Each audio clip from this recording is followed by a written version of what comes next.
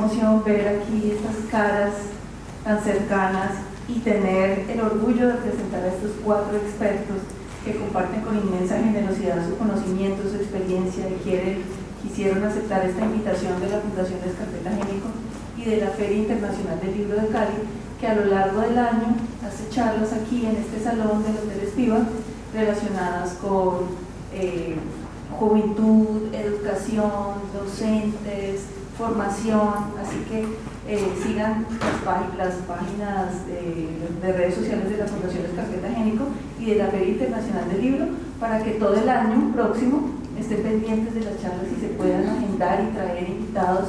La entrada es libre y la idea es que estos son temas que llegan a ustedes pues, sin barreras de cobros y de costos, porque lo que queremos es unir fuerzas de instituciones caleñas que hacen el bien y tener aquí a invitados como esta maravilla que hoy tenemos. En la silla de la derecha tenemos al doctor Carlos Klimen, que no necesita presentación, psiquiatra, Universidad del Valle, Universidad de Harvard. Me le sé toda la hoja de vida porque lo he presentado como 375.4 veces y nos ha tocado incluso asonadas, salsa de fondo, manifestaciones de Calle del Pecado. ¿Qué? Calle del Pecado. Calle del Pecado, todo tipo de eventos y charlas, entonces estamos preparados para todo. Y él, pues todo el mundo conoce su columna de divulgación científica y psiquiátrica en el periódico El País de hace más de 20 años, a través de la cual hace una labor muy importante de divulgación de estos temas para que no se queden encerrados en un consultorio, sino que lleguen a la gente, a más gente. Y también sus múltiples libros, de los cuales tuvimos la oportunidad en Bogotá este año de presentar en la Feria Internacional del Libro el más reciente, llamado Depresión. ¿Puede mostrar allí, doctor? No es cuña publicitaria, sino casi que un manual para las familias sobre depresión, muy útil y con un test que cualquier persona puede llenar y que es bastante revelador.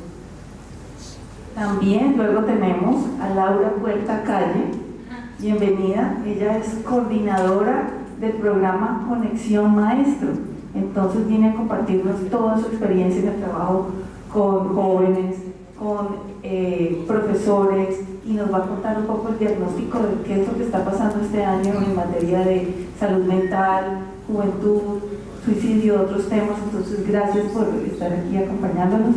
Luego viene algo insólito, es que por primera vez se sientan Carlos Klimen y su hija Adriana Klimen en un mismo escenario a hablar de salud mental, entonces tenemos la fortuna de tenerlos hoy juntos.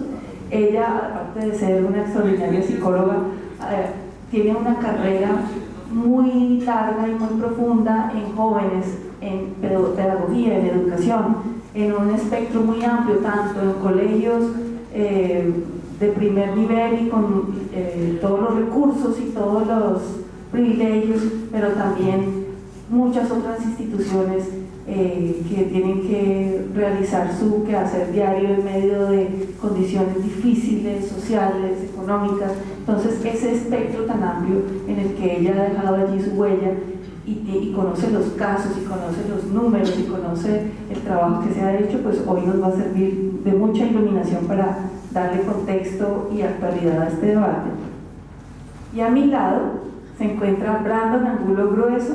Bienvenido, Brandon. Él es coordinador de laboratorios de investigación en humanidades y ciencias sociales de la Pontificia Universidad Javeriana, mi alma mater. Y vamos a tener esta charla también con él, así que tenemos 4 invitados de lujo para hablar del tema de hoy, que es romper el silencio, salud mental y depresión en la educación. Y para poder salir de ese título como tan etéreo, dice que salud mental y depresión en la educación es como una foto muy difusa, quiero pedirle a cada uno, en el orden así en el que están, que nos cuente desde su lugar en el mundo, desde su ventana, desde su sala de consulta, desde su institución, desde su trabajo profesional, que nos hagan un pequeño diagnóstico que nos indique qué creen ustedes que es lo que está pasando con los jóvenes este año en particular en Colombia, en Cali, suicidio y depresión. ¿Qué está pasando? Doctor Klimen. ¿Está bien así? Bueno, ¿qué está pasando con los jóvenes? No lo sabemos con precisión, pero lo que sabemos es que los jóvenes son la parte más frágil y más vulnerable de la sociedad, y en un país donde los recursos para salud mental nunca existen, porque todos sabemos, y esto lo hemos repetido muchas veces, la salud mental es la cenicienta de la salud pública. Cuando se acaban los presupuestos, entonces empiezan a pensar que le vamos a dar a la salud mental. Y esto tiene una incidencia directa en la salud mental de la población, y especialmente de la población más vulnerable, que es la población de jóvenes, de niños, de preadolescentes y de adolescentes. Y se han ido sumando circunstancias cada vez más complejas en la ciudad, en el país, y la pandemia lo único que hizo fue agravarnos estas circunstancias, aislar a los jóvenes, sacarlos de los colegios y agravar todas las circunstancias relativas a la salud mental. Entonces tenemos jóvenes que están en una situación de riesgo, y hay unas cifras muy alarmantes sobre la salud mental de los jóvenes en el país, y específicamente en Cali, que nos dicen que la situación es grave y que tenemos que atenderla. Y si el Estado no tiene cómo echarle mano, nosotros como sociedad tenemos que ver la manera de intervenir para ahorrarle problemas a los jóvenes. Y hay muchas maneras como todos nosotros podemos intervenir, y ya hablaremos de eso un poco más adelante. Muchas gracias.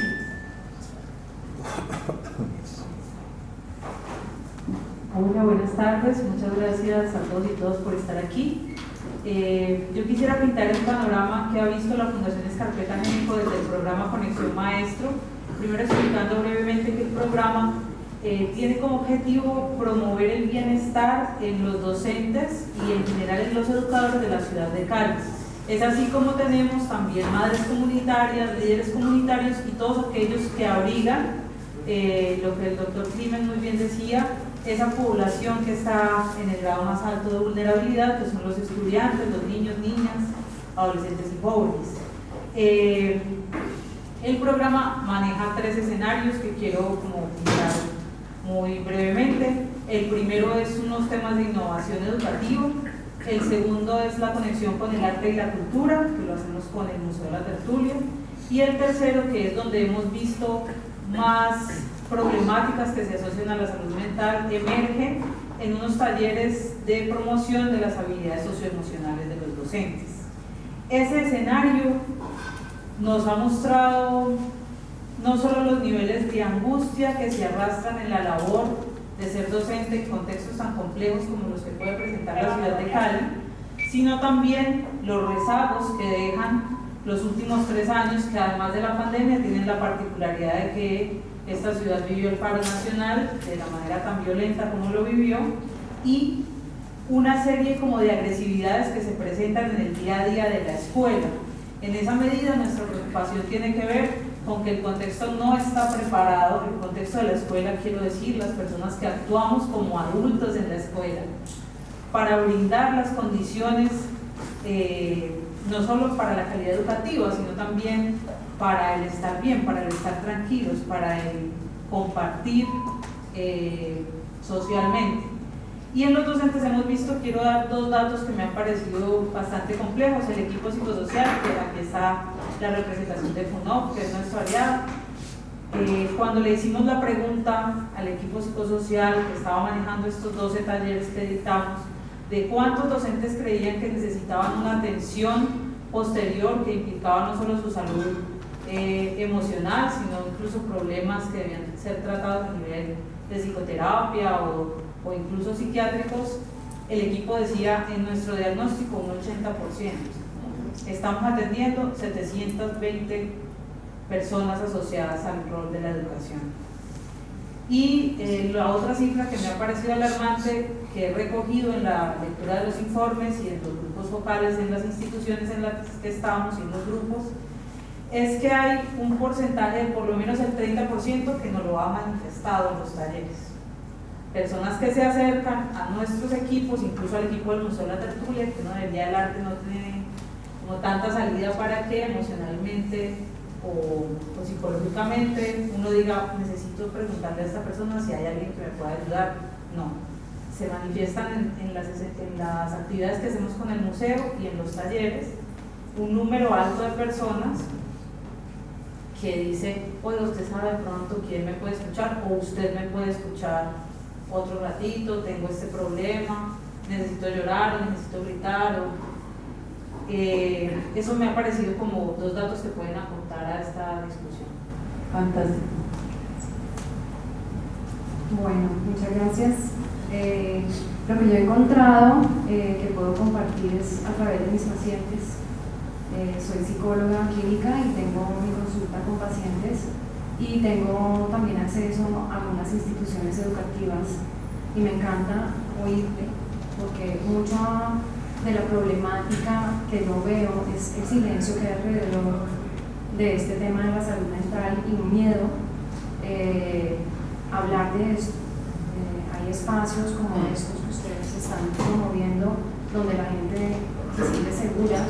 Seguramente hay una situación donde es más fácil hablar de estos temas, pero hay una resistencia muy grande por el tabú, todo el estigma que hay alrededor del trastorno mental o situaciones difíciles emocionales, y cuando se trata de profesorado, que son cliente, personas que tienen un poder muy grande de acceso a los niños y a los adolescentes, si ellos mismos no están bien emocionalmente y en un control y una paz, es muy difícil que puedan ellos transmitirle algo distinto a sus alumnos.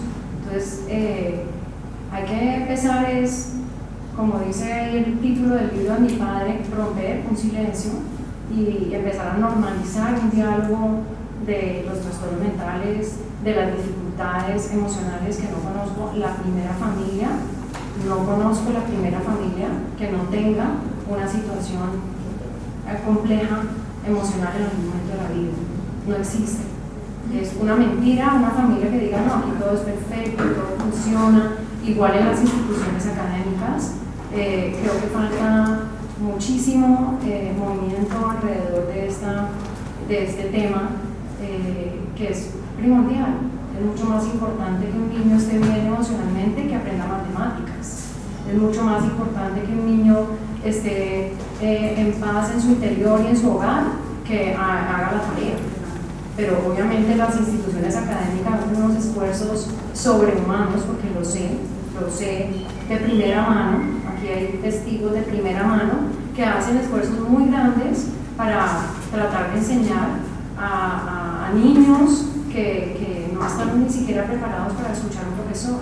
Entonces, los profesores son el arma más poderosa por fuera del hogar, para llegar a los niños. Yo creo que hay falta un trabajo grande de diagnóstico, primero que todo, en las instituciones académicas, de diagnóstico de dónde están parados los profes, por ejemplo, y los niños respecto a la situación emocional y obviamente del hogar. Creo que hay mucho silencio y miedo alrededor de este tema, que debería ser un tema absolutamente normal. Muchas gracias. Bueno, lo que a mí me compete en términos de como un laboratorio de investigación, que es lo que coordino, creo que nosotros hemos notado desde los datos, desde las relaciones que tenemos con los profesionales en salud, psicología de la salud, medicina, entre otros, nos hemos dado cuenta de el crecimiento paulatino en el número de situaciones de riesgo, ¿cierto?, de alarmas, en cómo hemos ido descubriendo en distintos espacios formativos, de impacto psicosocial, cómo terminan emergiendo esas dificultades de los estudiantes, de los profesores, de los colaboradores de las mismas instituciones educativas con las que trabajamos y la nuestra, obviamente, y que terminan siendo muchas veces, de alguna manera, terminan saturando incluso nuestro propio sistema para responder a ellas. En este caso, los espacios de acompañamiento, de bienestar, los talleres, cursos y todos estos espacios que podemos estar brindando a veces no dan abasto para resolver estas necesidades. Algo que a mí me ha venido quedando claro, o como equipo nos ha venido quedando claro, es que si bien la pandemia nos alertó de muchas situaciones que ocurrían tanto en los espacios educativos como en las familias, y en este caso hablo puntualmente de violencia intrafamiliar, negación de las demandas de alertas en salud y todo lo demás, pues también creo que se despertó o se ha ido despertando cierta conciencia por llamar o hacer el llamado a, venga, yo necesito apoyo, ¿sí? Yo requiero esto, a mí me pasa esto. Y creo que en este crecimiento por las personas interesarse por narrar su situación, por solicitar apoyo a los profesionales, pues tenemos una oportunidad, ¿cierto? Tenemos oportunidades de acompañar desde la salud, acompañar desde las familias y acompañar desde los distintos espacios de educación a los jóvenes en particular que más están sucumbiendo, creo que a esas necesidades o a estas dificultades, y tenemos toda la posibilidad de hacerlo como sistema.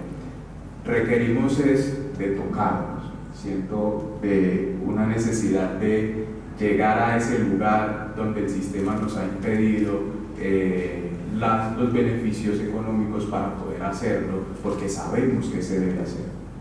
La cuestión es que no tenemos cómo hacerlo, ¿cierto? Nos cuesta poder hacerlo porque el propio sistema a veces nos impide esas labores. Entonces tenemos una oportunidad supremamente enorme, y una ventaja de las difíciles que uno le podría ver al crecimiento o auge de las redes sociales incluso es eso, la posibilidad que tenemos de difundir, por ejemplo, estos espacios de conversación y que las personas puedan escucharnos, vernos y reconocer que hay seres humanos, profesionales, interesados en ayudar, ¿sí? En brindar apoyo, en compartir su experiencia, en brindar estrategias. Desde la universidad en particular, nuestro laboratorio se ha interesado de esto de alguna manera, y hace un tiempo, alrededor del 2020, septiembre del 2020, desde la Universidad Javeriana sede de Bogotá, se lanzaba una herramienta para la teleorientación, que son espacios de acompañamiento y escucha que permiten a las personas solicitar apoyo en la medida de tengo un malestar, no sé qué hacer con él, qué puedo hacer. Y nosotros como profesionales de la medicina, de la psiquiatría, de la psicología, acompañamos a estas personas para que reconozcan cuál es el camino a seguir, y dos, qué puede hacer con esa emoción que lo está desbordando, ¿sí? Cómo puede hacer gestión emocional de una manera en que se permita tal vez no caer en situaciones que vayan a ser mucho más complicadas o difíciles de manejar. Bueno, creo que antes de esta charla con ustedes, nunca, ni en las conferencias ni charlas que me ha tocado moderar, ni en el periódico, ni en ningún escenario, yo había oído hablar de la angustia psicológica que sienten los maestros. De eso definitivamente no se habla. Se habló mucho después de la pandemia de cómo los niños pequeños perdieron unos años clave de su formación, de control de las emociones, de gestión del conflicto con el otro niño, de desarrollo psicosocial y de los niños que estaban aprendiendo a leer, a escribir, a sumar, esas facultades quedaron, los que estaban allí en ese proceso quedaron como en suspenso por la pandemia de eso he oído un montón. Luego de los adolescentes que perdieron unos años claves de su vida, de estar con los pares, de socializar, de su desarrollo afectivo, sexual, de todo. De eso se ha hablado un montón, pero ¿sobre quién recayó lo uno y lo otro? Pues sobre esos profesores que tuvieron que ver las clases virtuales, recibir sobre ellos toda la presión de una tecnología que todavía no sabían manejar. Recuerdo la profesora de mi hijo pequeño enseñándoles a cortar, cómo se enseña a cortar virtualmente. Y ella diciendo, no, así no se coge la tijera, el papel así. Yo decía, estos son unos magos, estos profesores enseñando a cortar un papel virtual. Y sobre esos profesores recayó mucho de la presión y lo que pasó después, como lo indicas bien, del estallido social que validó la forma de la agresividad, y la exacerbación de la agresividad quedó validada y Cali quedó más agresiva que nunca después de eso. Eso es un hecho. Quiero preguntarles lo mismo a cada uno en ese mismo orden. ¿Qué puede hacer un sistema educativo, digamos escuela, colegio? ¿Qué puede hacer una comunidad pedagógica o educativa que queda herida con un caso, por ejemplo, de suicidio de uno de los jóvenes? Doctor. El suicidio es una de las experiencias más traumáticas que existen. Una familia donde se suicida uno de sus miembros queda herida de por vida, entre otras cosas porque el suicida generalmente se va a la tumba con su secreto. ¿Por qué se suicidó? ¿Qué pudimos hacer por él? La familia queda herida, el grupo social más amplio queda herido.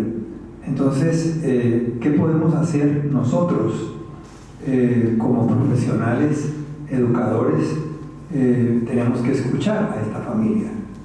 Esta familia no quiere hablar de ese tema, pero hay necesidad de propiciar conversaciones con estas personas porque están heridas. Y esto es una herida. Yo tengo pacientes a quienes se les suicidó. Recuerdo un caso, un hijo maravilloso de 20 años se suicida nadie supo por qué, porque generalmente no se sabe por qué, y esto ocurrió hace 30 años y esta gente no se ha repuesto todavía de ese evento. La muerte de un hijo es terrible, pero la muerte de un hijo por suicidio es mucho más grave. Entonces las consecuencias son brutales y tenemos que estar abiertos a poderle dar apoyo a esta familia, a este grupo social que está buscando ayuda. Y quiero simplemente subrayar lo que mencionaba Paola respecto de la presión que han recibido los profesores, los maestros en estas circunstancias de crisis. Y esto, estoy de acuerdo, no se había reconocido. Todos habíamos pensado en las necesidades de todo el mundo, pero nosotros habíamos tomado, como dicen en inglés, for granted, a los maestros y a los educadores. Ellos están haciendo su labor y nadie piensa en las necesidades y en el sufrimiento de esta población. Y no sabemos cuántos se deprimieron y nadie se dio cuenta porque a nadie probablemente le importó mucho eso. Así que este es un tema fundamental.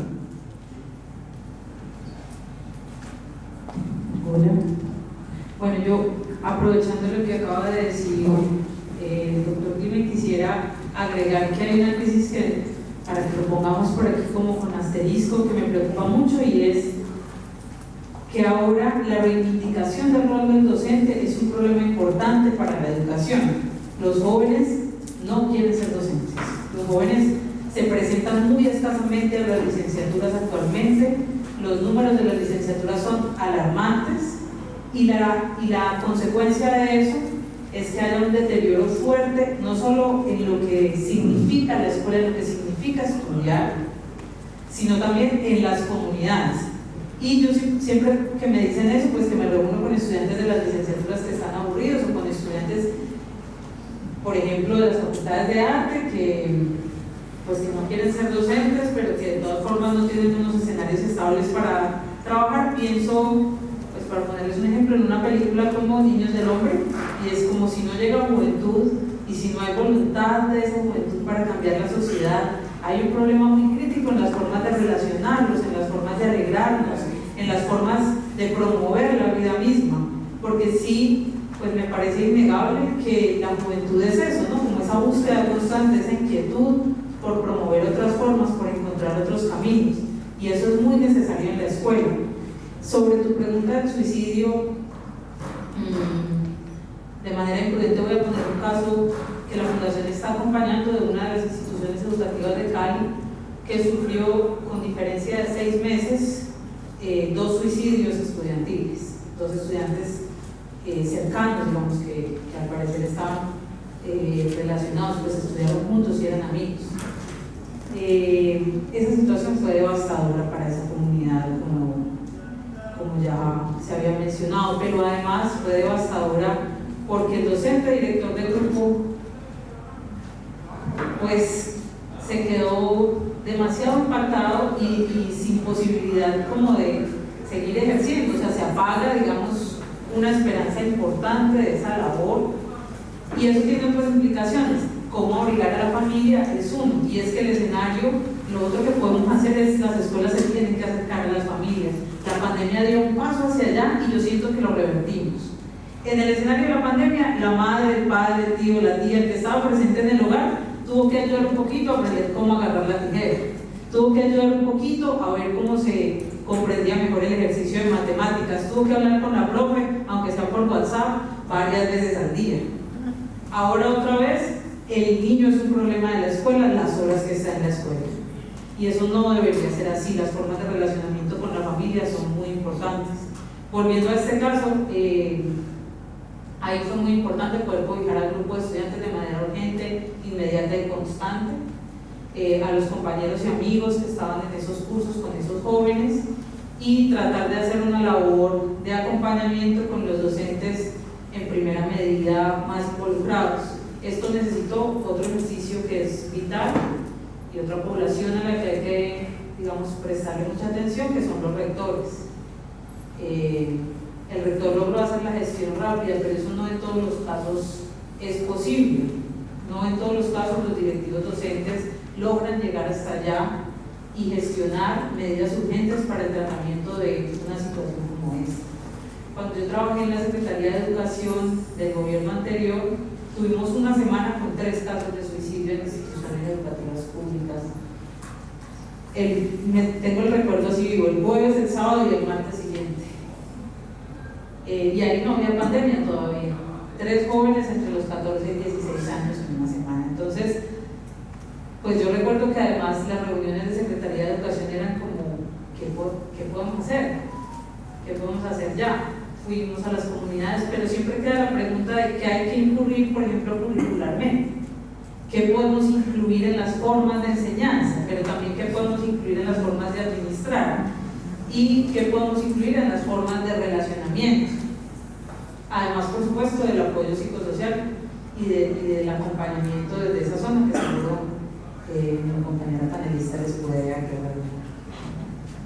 Bueno, de acuerdo con lo anterior, y yo añadiría que hay que empezar a hablar no solo del tema del suicidio y el manejo particular de un caso, sino empezar a hablar de este tipo de situaciones. Hay muchos más que hacen intentos de quitarse la vida, y eso es muy grande.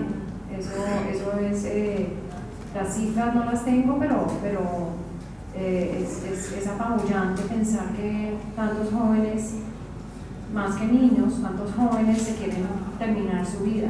Hay que traer y crear estos espacios que no existen en nuestra cotidianidad si uno no los crea, y para eso tiene que haber un detenimiento y una pausa y una conexión entre los seres humanos.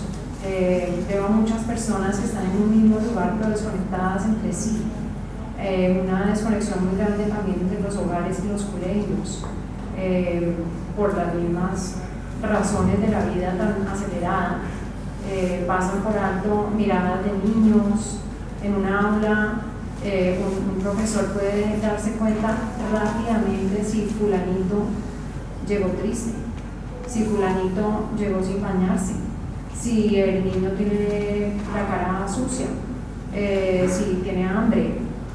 Los profesores pueden darse cuenta de una cantidad de cosas y a veces las ven, a veces no las ven. Yo le preguntaba a niños de quinto de primaria, de X colegio, ¿tú te has dado cuenta si el profe se dio cuenta que tu amigo estaba triste por eso? Ni cuenta me dio. Y no lo digo para juzgar al profesor, lo digo es porque el tren de la cotidianidad, del trabajo, de las metas que tienen que cumplir los profesores, que si no aprendieron los fulanitos, entonces va mal y el rector los castiga porque los colegios que no sacan los mejores promedios no sirven, y etcétera, y ustedes ya saben cómo es esto, que es como una avalancha. Entonces, tratar de conectarse, hacer una pausa desde la parte del alma, que para cada persona es una interpretación única, es importantísimo. Y para sanar heridas de este tipo, que creo que es la peor herida que puede sentir un ser humano, es que se suicide un hijo o un familiar. Difícil de reparar, pero también sé que hay gente que ha vivido esto y después sirven, estas personas sirven como bastones para otros, de que la vida continúa y que uno hace lo que uno puede, y a veces es imposible hacer más, y ¿qué se hace?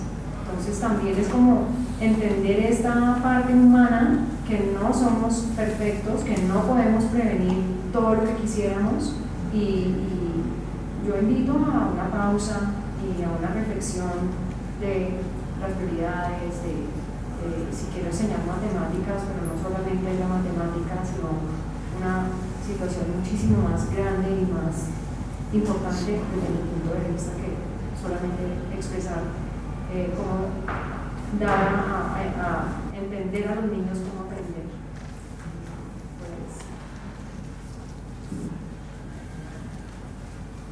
Bueno,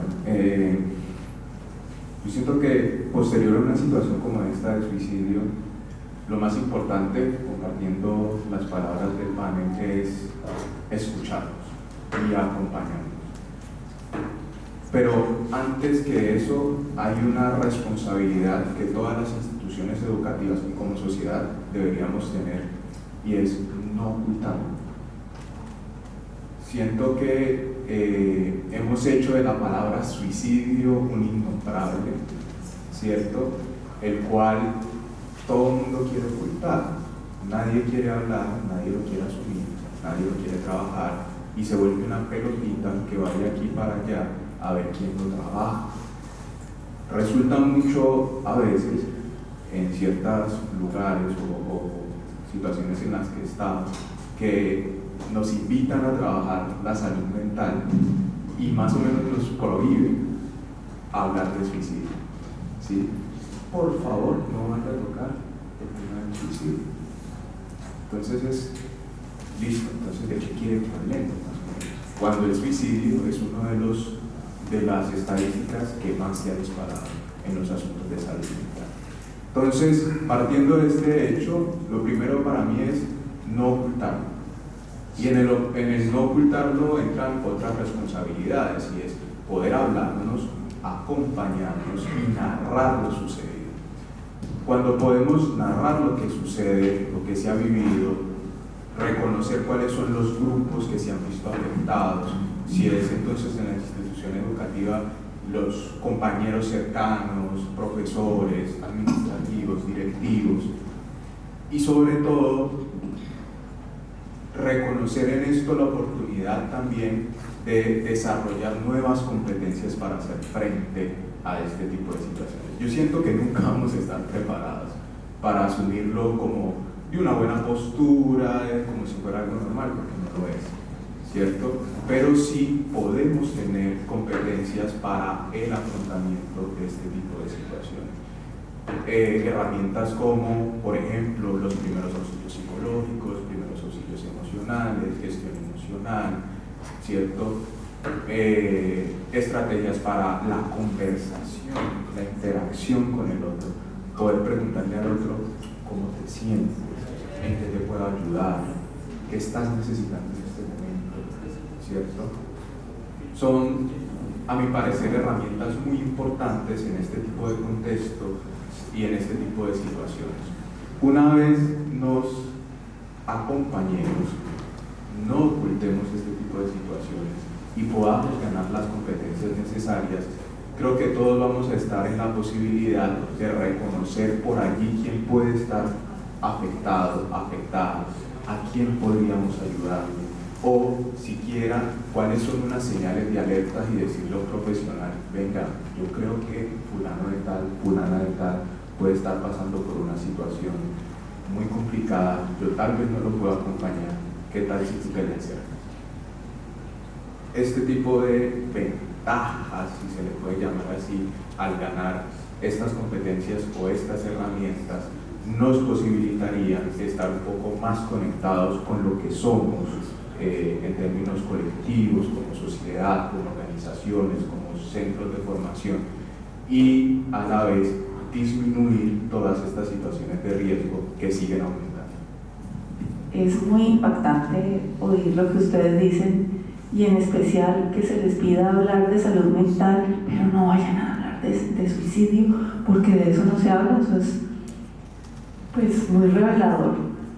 Yo les cuento mi experiencia como periodista: 21 años en medios de comunicación, El Tiempo, Revista Cambio, Cromos, el periódico El País, etcétera, etcétera, y siempre nos decían: no se puede hablar de suicidio, y que si uno hacía un artículo sobre suicidio o un artículo sobre estos temas, uno estaba contribuyendo a crear una epidemia, porque si se habla de suicidio, otros que tienen la idea van a querer hacer lo mismo y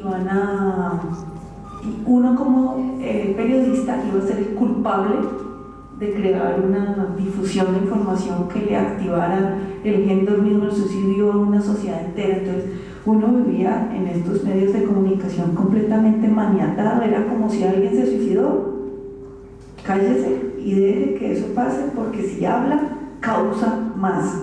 ¿Eso es cierto? ¿Hay un contagio si uno habla de suicidio? ¿O de qué forma hablar de suicidio para que no haya una epidemia de contagio? Yo creo que hay dos cosas allí, por lo menos. Hay el contagio, ciertamente, en este caso donde en una misma semana se suicidaron 2 o 3 personas conocidas, probablemente hay un elemento de contagio. Pero lo que han dicho todos es muy cierto. Este silencio hace mucho más daño. Pero no es solo el silencio al respecto del suicidio, es el silencio acerca de los trastornos mentales, es el silencio acerca de la depresión. El título de Depresión, la enfermedad sin voz, tiene una razón de ser, y es que nadie habla de depresión y se encargan de negar la realidad de semejante enfermedad tan destructiva y tan fácil de identificar y de tratar, que nosotros nos enfrentamos a una epidemia de depresión que podría ser fácilmente solucionada si nosotros ilustramos a la gente. Entonces, a nivel institucional, ¿qué podemos hacer?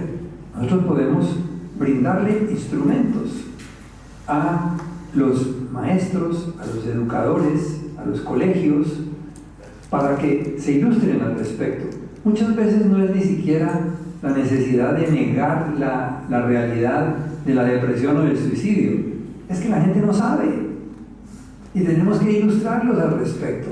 Tenemos que decir: es fácil identificar a las personas que tienen depresión. De hecho, Paola, en las sesiones que hemos hecho sobre la depresión, ella le hace un test a toda la gente que está sentada aquí, y para demostrarle lo fácil que es identificar la depresión en las personas. No hay necesidad de ir a un superespecialista para identificar la depresión.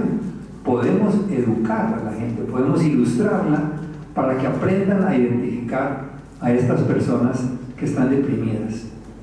Desde los niños de 3 años en adelante hay depresión. Y se puede identificar esto en los niños, en los preadolescentes, en los adolescentes y por supuesto en los adultos. Pero necesitamos contarle a la gente que existe una manera relativamente sencilla al alcance de cualquiera de nosotros para identificar estos problemas. Si nosotros los identificamos, nosotros somos capaces de empezar a solucionar el problema. Si no lo identificamos, el problema se crece en el silencio. Y hay maneras de tratarlo que son verdaderamente efectivas. Pero lo otro que ocurre, paralelo con digamos, el desconocimiento, son los prejuicios. Los prejuicios, no solamente al respecto de que hablar de suicidio, no hablen de suicidio, ni los periodistas, ni ustedes, profesores, ni docentes, ni psicólogos, ni nadie, porque si usted habla de suicidio, entonces la persona se va a suicidar. Todo lo contrario es cierto.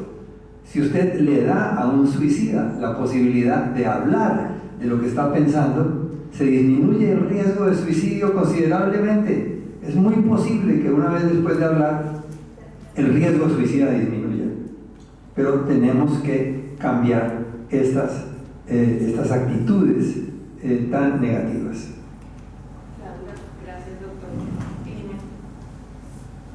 Laura, te cambio a ti la pregunta. Voy a hacerle una pregunta distinta a cada una. Para Laura Puerta, coordinadora del programa Conexión Maestro. Si tuvieras una varita mágica que te permitiera insertar en el pensum, tanto de las instituciones educativas públicas como privadas, te dan ese poder, ese superpoder, insertar una cátedra de kinder a 11º sobre que nos ayude a paliar esta situación, ¿qué cátedra te inventarías? Pues justamente estaba pensando en un escenario que me parece muy valioso y que se ha perdido, digamos, como yo lo entendí cuando pasé por el colegio, y es una cátedra que ya existe, que es la clase de filosofía. La clase de filosofía en mi época de colegio fue fundamental para que yo construyera mi proyecto de vida, es decir, para que yo supiera que me interesaba la educación, que me gustaba leer ciertas cosas, que me gustaba el cine. Siento que hay que tener una cátedra que sirva para la construcción del ser, que se haga la pregunta por las posibilidades del ser, por las posibilidades del proyecto de vida. Porque yo te diría que podríamos tener que fuera un escenario de actividades como las que hacemos con los maestros, pero lo que hemos descubierto en las 5 habilidades socioemocionales que trabajamos con ellos y ellas, que son la autoconciencia, la autorregulación, luego la conciencia social, las habilidades para relacionarse y por último la toma de decisiones responsables, es que lo más importante que ocurre es el enganche con su propia historia, que es la sesión 1. Y es ahí donde uno podría descubrir, ahorita escuchando a Andrea y a su padre, dónde están los dolores, dónde están las heridas, y esas heridas que uno arrastra desde niño hasta adulto. Y eso me ha tomado tiempo también como ser humano descubrir. Y cuando uno tiene identificadas esas heridas puede hacer contención, pero además puede entender cómo se relaciona mejor con ese otro que lo está agrediendo o con ese otro que lo está queriendo. Porque hemos visto los dos conflictos con los maestros. Uno va a darles cariño y ellos, ustedes, Secretaría de Educación, me van a quitar mi tiempo, me van a poner más trabajo. No, pero no somos Secretaría de Educación, lo que sea, yo no me quiero ensuciar, no me voy a tirar al piso, no es contra ustedes, pero ya que están. Entonces hay como unos escenarios de autoconocimiento que una vez he visto se logra uno como reconocer en ellos, le permiten avanzar a pensar cómo regularlos.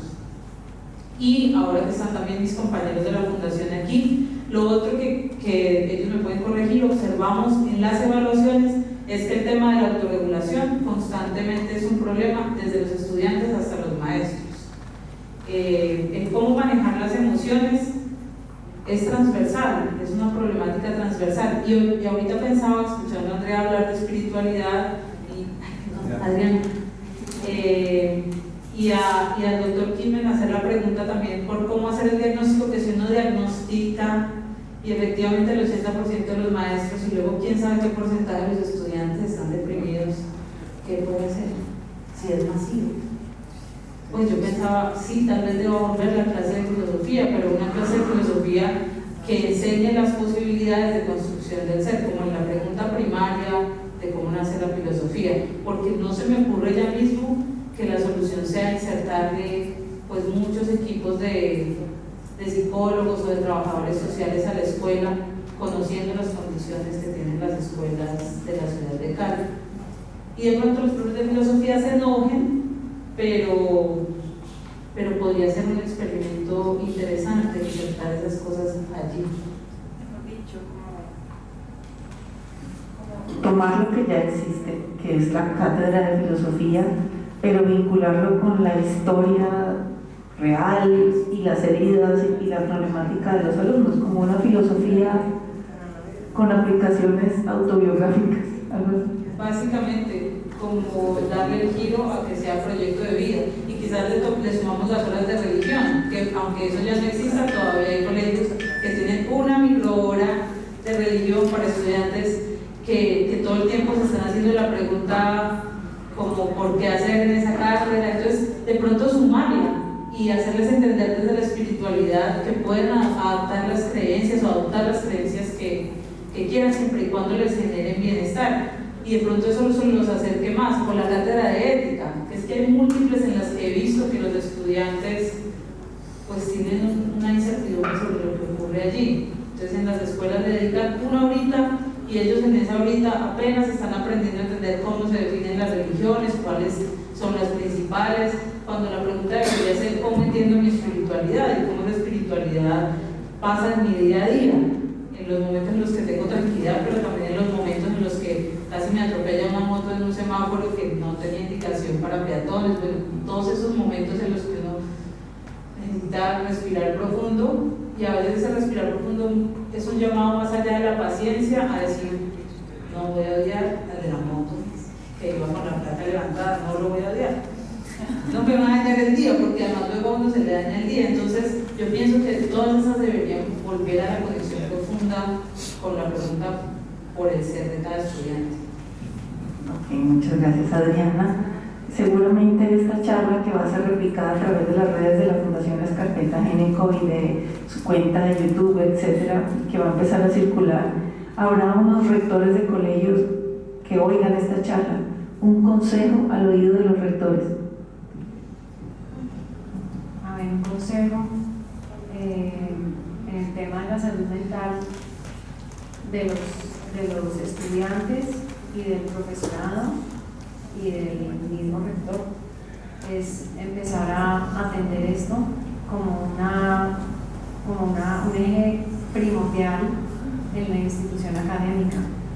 Yo recomendaría un ojo muy especial en el momento de entrevistar al profesorado para ser contratado en el colegio, tener un rigor con inclusive pruebas psicológicas y entrevista y periodos de prueba, a ver si los profesores pueden lidiar con lo sofisticado que es ser un buen maestro. Y puede haber pautas para esto, puede haber unos exámenes específicos, una serie de entrevistas, no solamente por el rector, sino por otras personas que tengan un recorrido dentro de esa institución o dentro de otra institución, averiguar su hoja de vida, averiguar qué les gusta, cómo es su entorno familiar, no depositándoles así toda la responsabilidad nunca a un maestro, pero que empiece esa cabeza de esa institución a tomar seriamente la parte emocional del profesorado y obviamente de los niños, que son las personas más importantes que existen, porque esa es la realidad, son los niños y la juventud.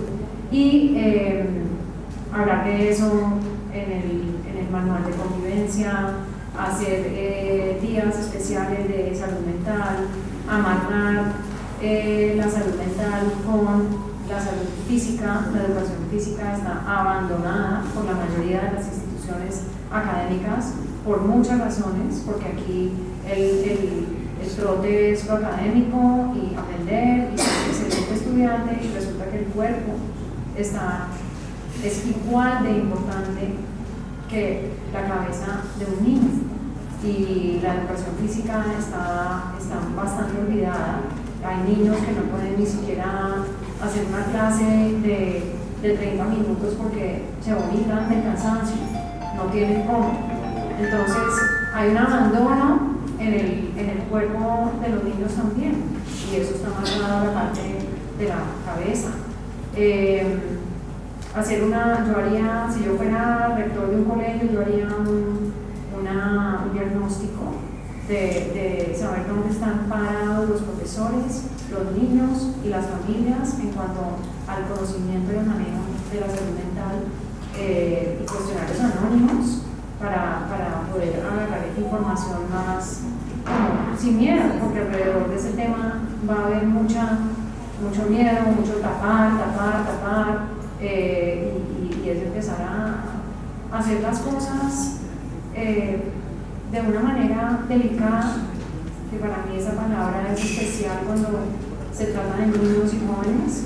Hay que manejar todo con delicadeza absoluta, y tener vigilancia también en el aula. El rector pueda entrar y salir del aula sorpresivamente cuando quiera, que los profesores no se sientan que están siendo mirados con lupa y salgan de un tipo de perspicacia, sino que eso sea parte de lo que sucede en ese colegio, porque los niños son lo más importante, y eso se puede hacer. Hay casos donde, por ejemplo, profesores que son bullies, profesores que son montadores a los alumnos, y entre los alumnos que son bullies les encanta eso y lo manejan sutilmente y hacen muchísimo daño, y a veces inclusive puede hacer falta el rector, y o se hacen de la vista gorda, o tienen un contrato a 2 años, a 3 años, a 5 años, entonces tienen que aguantar a esta persona. Eso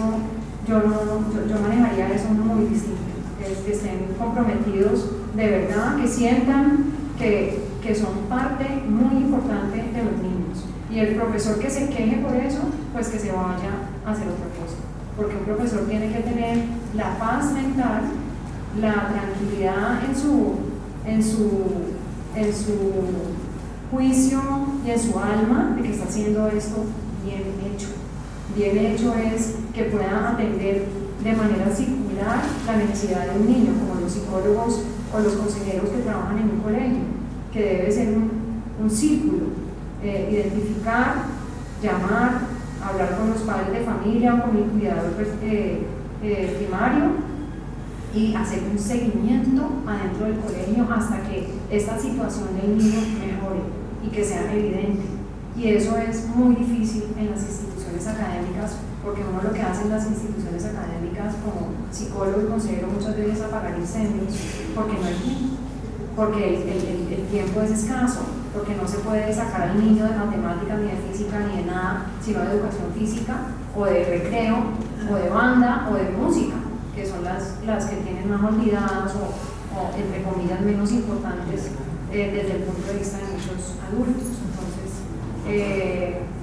yo sería muy rigurosa y sin miedo sentar a los profesores o a los adultos del colegio que no dan la talla, porque el trato con el alumno tiene que ser absolutamente delicado y profesional. Un aplauso. Tenerte aquí, Adriana, y que yo creo que los rectores que estén aquí presentes o hayan escuchado, ahí tienen una larga tarea por delante. Gracias por decirlo con tanta precisión. Y aquí tenemos nuestro representante de las universidades, porque hemos hablado mucho de los colegios, pero las universidades, en tu caso la Javeriana, y muchas universidades ya tienen facultades de ciencias sociales y facultades de humanidades. Si eso ya existe, ¿qué consejo les darías a esas facultades ya existentes para que puedan aportar en la prevención, en la identificación de la depresión y en la prevención del suicidio? Yo creo que primero salirnos del aula al campus, ¿sí? Es decir, tenemos unas competencias, unos conocimientos y unas experiencias que nos pueden permitir aportar a lo que sucede en el espacio del campus. Talleres, espacios formativos de acompañamiento, de hablar, de poner en práctica esas competencias que estamos enseñándoles a los futuros profesionales para que se puedan empezar incluso a gestar desde la convivencia del campus universitario. Creo que una de las virtudes que puede tener la formación universitaria es que estamos ya con personas que se están pensando su sociedad, ¿cierto? Y en la medida en que se están pensando su sociedad es poder traer esas reflexiones, esas necesidades identificadas, esas posibilidades, traerlas a la clase como un ejercicio práctico, como un proyecto formativo que se pueda empezar a desarrollar como una solución desde el campus, no dejarlo para entrégueme el taller, yo se lo califico, sino cuál es el aporte que como profesionales en formación podemos empezar a hacer a nosotros desde la formación que estamos adquiriendo. Voy a poner un ejemplo de lo que puede estar ocurriendo en este momento en nuestra universidad. Nuestras asignaturas están atravesadas por una estrategia que se llama el aprendizaje servicio, y es cómo desde esa formación académica, esos proyectos de clase, estamos aportando a las comunidades y las comunidades nos están aportando a nosotros en ese aprendizaje bidireccional de decirnos lo que falta por hacer, nosotros también saber qué nos falta por aprender y evaluarnos, reorganizar, hacer ajustes de nuestros planes formativos, entre otras cosas. Creo que las universidades tienen también una potencia, y es que somos espacios donde nuestra realidad nacional se puede encontrar en un microcosmos, por así decirlo. Se ven atravesados por distintas maneras de ser humano, de ser persona, de ser comunidad, que podemos empezar a comprender desde aquí mismo, desde los contextos universitarios. Hace poco nuestra universidad hacía un proceso de autoevaluación en una encuesta de bienestar, y nos dábamos cuenta de muchas de las cosas que en este panel han empezado a aparecer en esta conversación, de cómo los profesores también se ven afectados, cómo los administrativos también han sido afectados, no solo el estudiantado, que es muy importante, pero que también la necesidad de poner esa carga en alguien, en el administrativo, en el profesor, para solucionarla, también genera una necesidad. Entonces, ¿cómo los profesionales en humanidades y ciencias sociales podemos hacer de nuestros espacios formativos unos espacios también de reflexión, de conversación y de generar proyectos de impacto en los mismos espacios del campus universitario? En niños y en adolescentes se parecen, y se parecen también a los signos y síntomas de los adultos, pero hay unas diferencias sutiles que es importante que conozcamos. Los signos de depresión en niños pequeñitos son esencialmente la ansiedad, los miedos, las preocupaciones, la infelicidad. La mamá de un niño de 4 años puede decir claramente, cuando es entrevistada, y han hecho muchos estudios que han probado esto, que su niño es un niño triste a los 3 años. En cambio, ella ve el niño de la vecina que es alegre, tiene los mismos 3 o 4 años y es un niño alegre, y la mamá dice, este niño está triste. Bueno, ese niño que está triste y que está ansioso y que probablemente no molesta a nadie, es un niño que está incubando un cuadro depresivo que va a manifestarse cuando él sea preadolescente o adolescente como una depresión. Eso se ha demostrado en diversos estudios.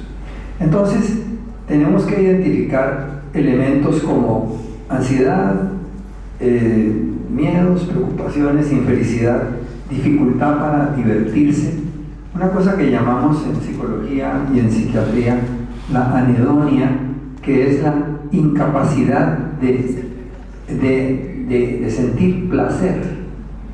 Los niños que sienten placer, uno los ve, ellos disfrutan con el contacto, disfrutan con el gato, con el perro, disfrutan con la visita de la abuela, disfrutan de la comida. Un niño anedónico no disfruta de nada. Ese niño hay que ponerle una lupa y decir, a este niño hay que atenderlo, y hay cosas que se pueden hacer. Hay otros elementos que corresponden también a la depresión en niños pequeños, como son las dificultades para conciliar el sueño y la disminución del apetito y los sentimientos de culpa. El niño se siente culpable por unas cosas y otras. Esos son los síntomas que son más comunes entre los niños más pequeñitos.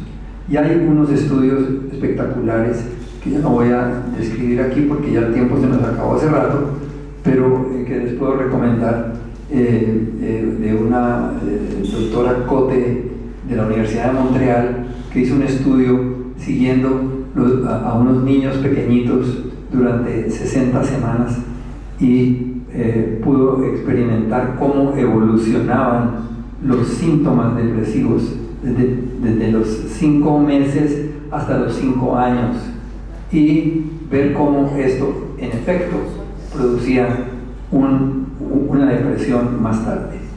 Los otros síntomas de depresión en adolescentes ya son los síntomas más conocidos por todos, como la tristeza, la irritabilidad, la desesperanza, las dificultades para comunicarse, la falta de energía, el cansancio, las dificultades para expresar emociones.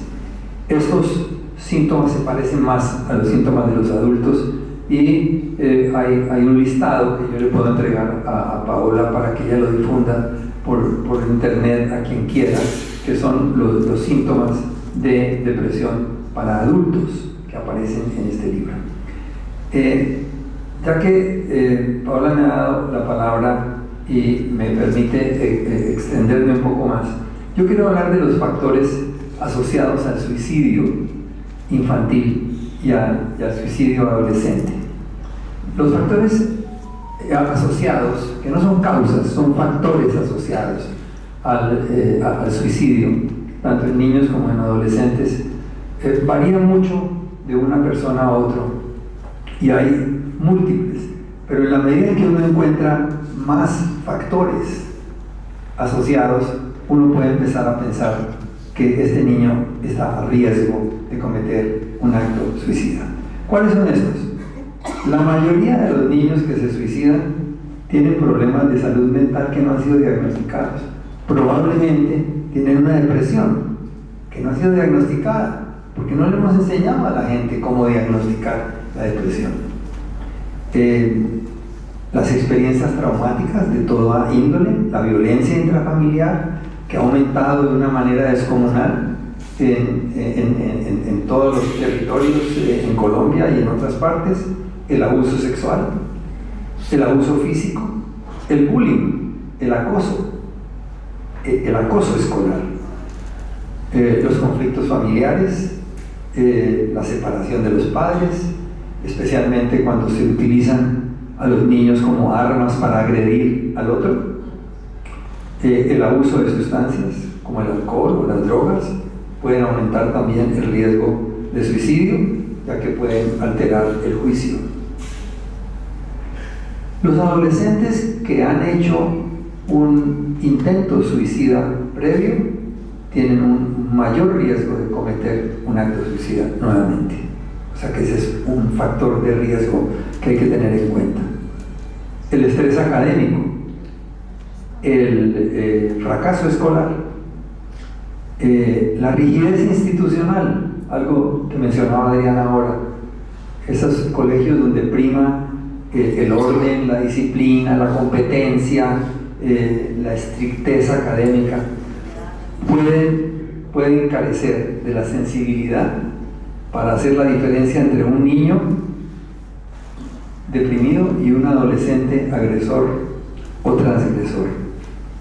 Y ambos tienen comportamientos provocadores, pero uno tiene que entender que uno de esos niños no es un simple sociópata o un provocador, ese niño está deprimido y estas son como señales que él está lanzando para que le presten atención. Entonces a esos colegios les correspondería aflojar la norma en esos casos y no ser tan rígidos en las cuestiones académicas o disciplinarias. Otros factores de riesgo incluyen el aislamiento social, la falta de apoyo, la soledad, obviamente el acceso a medios letales, a venenos, a tranquilizantes que los padres dejan descuidadamente en el baño. Entonces un niño que tiene estas ideas simplemente se toma un frasco entero de una de estas cosas. Y el suicidio de un amigo, que es lo que hablábamos ahora, que es el contagio, es la solidaridad con la persona que ha muerto, y también eso puede constituirse en un factor de riesgo. Este es un listado breve de lo que son los factores de riesgo para suicidio. Muchas gracias por esta información, creo que es de gran utilidad para todos, muy interesante.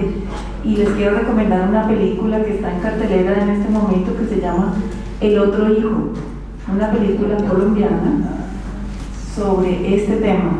Se suicida un muchacho a punto de graduarse y es una película que es de la vida real del director de la película, y él ahí hace un exorcismo en esa película contando cómo esa muerte de ese niño que se iba a graduar afecta el grupo de amigos, la escuela, la familia, el papá, va creando unos efectos tremendos, como escalonados, y es bien interesante verla porque el hijo que no se suicidó, el que está vivo, pues termina siendo el otro hijo, el que no importa, porque todo está centrado en por qué se mató, por qué se murió nuestro hijo, qué falta nos hace el cuarto hay que mantenerlo igual, la novia lo llora, y el otro hijo queda completamente abandonado, que es el director de la película, y se vuelve el otro hijo.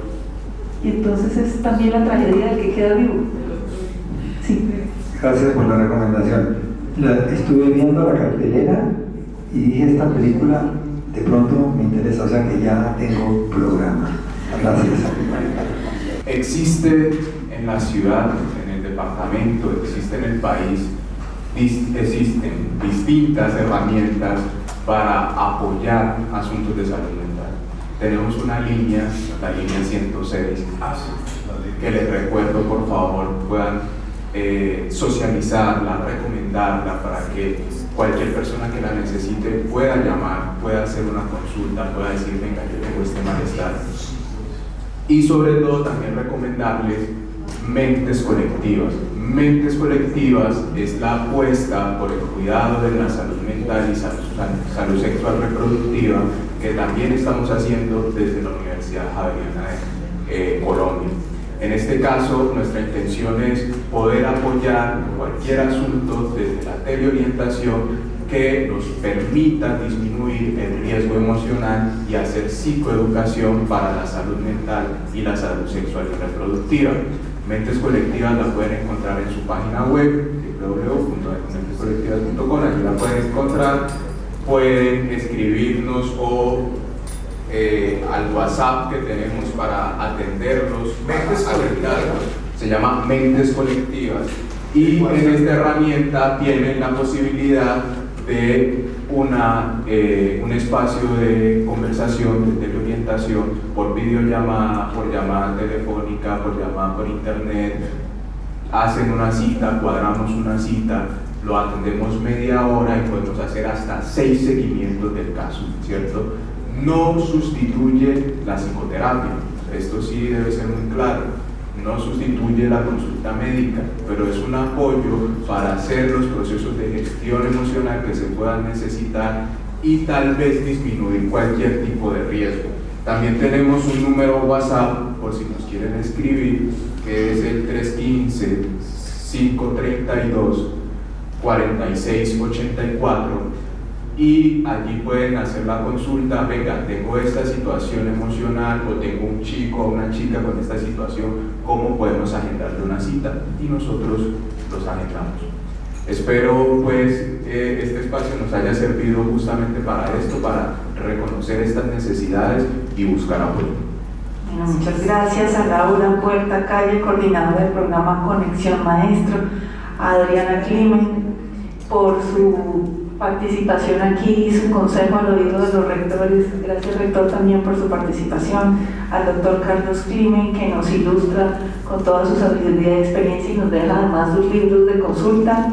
Y gracias, Brandon Angulo Grueso, coordinador del Laboratorio de Investigación de Humanidades y Ciencias Sociales de la Javeriana, que nos acaba de dar una información muy interesante con teléfono y todo para este acompañamiento de aquellos que lo necesiten. Y gracias sobre todo a ustedes por dedicarle tiempo a la salud mental, por estar preocupados por estos temas, y cada uno de nosotros creo que es un multiplicador para el bien de la sociedad, porque como dice el doctor Carlos Climen, si las cenicientas son estos temas, pues cada uno de nosotros tiene una amplísima responsabilidad como faro o replicador dentro de nuestro grupo humano.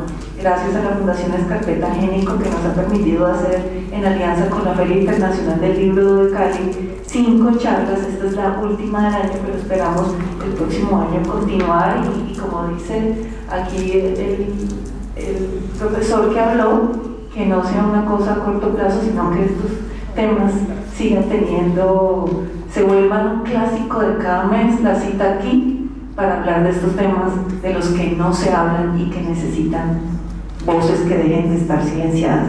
Gracias a ustedes por el tiempo. Y gracias a usted, Paola.